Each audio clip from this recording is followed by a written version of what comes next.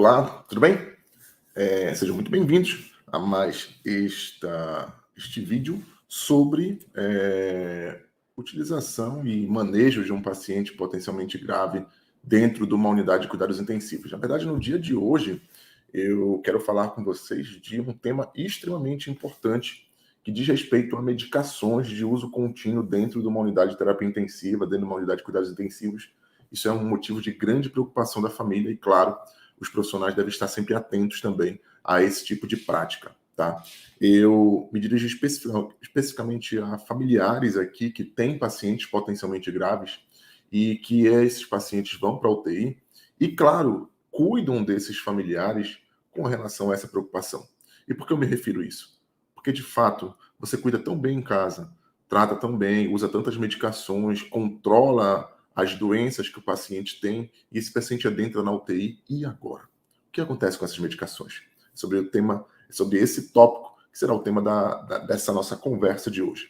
Especificamente, eu já queria logo conceituar com vocês aquela situação que se chamam tecnicamente de comorbidade. Ou seja, são doenças que o paciente já possui.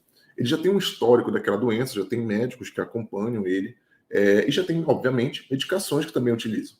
E são doenças crônicas, que podem ser doenças não tão complexas ou tão graves, como pressão alta, diabetes, dentre outros, como doenças potencialmente graves e que já levam a disfunção orgânica, ou que tenham algum nível de disfunção orgânica, como, por exemplo, algum nível de insuficiência renal, uma insuficiência cardíaca, algum nível de uma demência já com comprometimento cognitivo.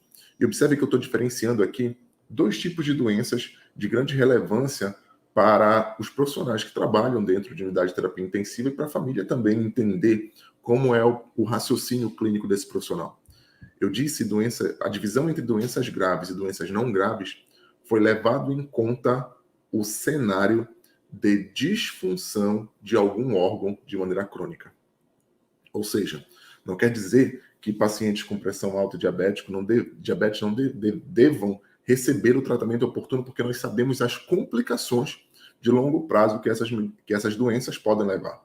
Mas o que eu estou me referindo é que essas doenças, essas complicações de longo prazo levam a situações que os órgãos passam a não mais funcionar de maneira adequada. E aí sim, nós temos comorbidades graves, tá? Então, diante disso, diferenciando isso, todos nós entendemos que se eu tenho medicações que são utilizadas por pacientes, essas medicações estão ligadas a algum tipo de doença. Isso parece tanto quanto óbvio. Mas esse raciocínio é importante porque agora esse paciente que tem essas doenças entrou numa unidade de terapia intensiva. E por que ele entrou? Geralmente são dois os grandes fatores que levam o paciente para uma UTI. Ou esse paciente vai por uma situação potencialmente grave aguda, ou uma agudização de uma complicação potencialmente grave. E diga-se de passagem, nós temos exemplos aqui como uma insuficiência cardíaca aguda, uma alteração renal aguda, tá? Uma alteração neurológica aguda. Então esse paciente vai com uma disfunção daquele órgão de maneira aguda e, claro, o local adequado para ele fazer esse manejo inicial e, principalmente, para monitorizar as intervenções iniciais é dentro de uma unidade de cuidados intensivos. Contudo, existe um outro grupo que também vai para a monitorização de situações potencialmente graves. O grande carro-chefe desse caso são os pacientes que têm infarto. Eventualmente, esse paciente não tem uma disfunção daquele órgão, no caso do coração, mas ele infartou. Só que pelo potencial que essa doença tem em levar situações de complicações agudas, pode sim, ele necessita de monitorização contínua, em especial nos primeiros 3 dias após o evento. Porque caso haja alguma dessas complicações agudas, dentre elas chama destaque as arritmias, será necessária uma intervenção específica da equipe assistencial. Falar nisso, curiosamente, você que conhece, tem um familiar, ou mesmo que você já infartou, você sabe quais são os manejos que devem ter, ou o que deve acontecer nos primeiros dias após o infarto? O que deve acontecer nos primeiros 30 dias, 90 dias? Comenta aqui embaixo nesse vídeo. Quero saber da sua opinião, se você conhece alguém, se você sabe o que fazer. E se também você gostaria de ter esse tema aqui conosco, que nós podemos falar só sobre os cuidados pós-infarto e principalmente o que deve se fazer com esse paciente. Afinal de contas, como fica uma vida depois de um infarto e principalmente com medicações que esse paciente vai começar a utilizar. Voltando ao assunto, então, entra aqui o conceito, e um conceito bem importante, uma palavra tanto quanto óbvia, mas não muito conhecida, que se chama reconciliação medicamentosa. O que significa? Significa que quando o paciente interna numa unidade de cuidados intensivos, e esse paciente tem algumas doenças prévias, doenças essas que levam ele a usar medicações de uso contínuo, já ter tratamentos que já são acompanhados por outros médicos, outros especialistas, enfim, esse paciente chega agora na unidade e ele está num outro cenário. Ou é um paciente que, por exemplo, como eu disse agora há pouco, ele teve um infarto, ou é um paciente que teve um AVC, ou é um paciente que teve uma insuficiência renal aguda, ou é um paciente que fez uma cirurgia de grande porte que precisa de monitorização, mas eu tenho um novo cenário diante de uma situação crônica, seja um paciente hipertenso diabético. E agora? O que acontece com essas medicações? Bem, neste momento, esse conceito que entra, que precisamos consolidar aqui, que se chama reconciliação medicamentosa, é o momento onde a equipe assistencial avaliará essas medicações que ele usa com as novas medicações que serão introduzidas devido à sua nova condição clínica. Esse é um momento muito delicado, inclusive isso é uma prática de segurança internacional que é muito cobrada dentro de alguns modelos de certificações de qualidade e segurança. E eu chamo a atenção disso porque é um momento de grande temor e de grande dúvida, até mesmo para a família. Poxa, meu pai tomava essa medicação aqui, digamos, um losartan, todos os dias, 7 horas da manhã. Agora ele internou. E a equipe assistencial não está dando losartan? Parece até um tanto quanto negligente. Mas saiba que não necessariamente significa isso. Afinal de contas, aquela equipe ela deve avaliar essa condição clínica atual do paciente com essas medicações que ele já utiliza. E existem as mais diversas condições clínicas do paciente que precisa obrigatoriamente suspender o losartan, por exemplo, desse caso que eu acabei de citar.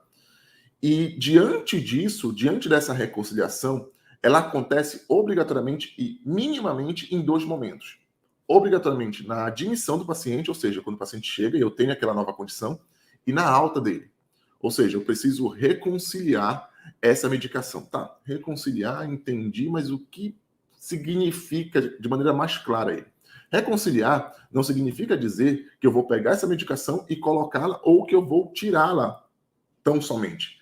Eu posso pegar essa medicação, eu posso acrescentá-la, essa é uma opção, na prescrição, inclusive no mesmo horário, eu posso suspendê-la devido à condição clínica, ou eu posso fazer uma modificação da dose ou frequência de acordo com a condição clínica atual. Então, vou dar um exemplo aqui do caso do losartan, que eu citei agora há pouco. Eu posso suspender essa medicação se o paciente tiver com sinais de hipotensão ou tiver com uma situação de anemia aguda. Eu posso suspender essa medicação. Se ele estiver, por exemplo, evoluindo com uma situação de insuficiência renal aguda, eu posso ter que suspendê-la.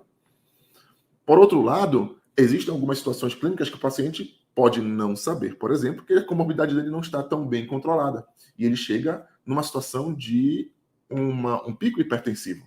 E pode ser que seja necessário aumentar a dose ou introduzir outras classes. Assim como também pode ser que seja necessário eu modificar, pode ser necessário eu aumentar a dose ou mesmo suspender, conforme eu disse aqui. Então, diante disso, saiba que há uma complexidade nesse cuidado de um paciente. E é muito importante que informações como essa cheguem e que todas as pessoas que eventualmente tenham um paciente dentro de uma unidade de cuidados intensivos saibam o que acontece ali naquela unidade. Que, afinal de contas, é um momento de extremo estresse para o paciente, para a família e também, claro, para os profissionais que estão recebendo aquele paciente ali dentro daquele nível de complexidade. Pacientes críticos são pacientes complexos. Por isso que a especialidade de terapia intensiva é uma especialidade tão admirada, e não preciso nem falar, porque afinal de contas eu sou especialista em terapia intensiva. Então, se esse vídeo lhe ajudou, queria que você compartilhasse alguma história aqui, que você já participou aqui de uma reconciliação medicamentosa, já presenciou uma reconciliação medicamentosa. E se você sabia dessas informações, em caso de dúvida, você pode colocar também aqui nos comentários, fazer todo o esforço possível para que possa também responder essas dúvidas. E se você quiser sugerir algum outro tema dentro de uma unidade de cuidados intensivos, pode colocar também. A gente está aqui à disposição para fazer o melhor para que informações de boa qualidade e conhecimentos como esse, acessíveis, possam chegar a muitas pessoas. Um grande abraço.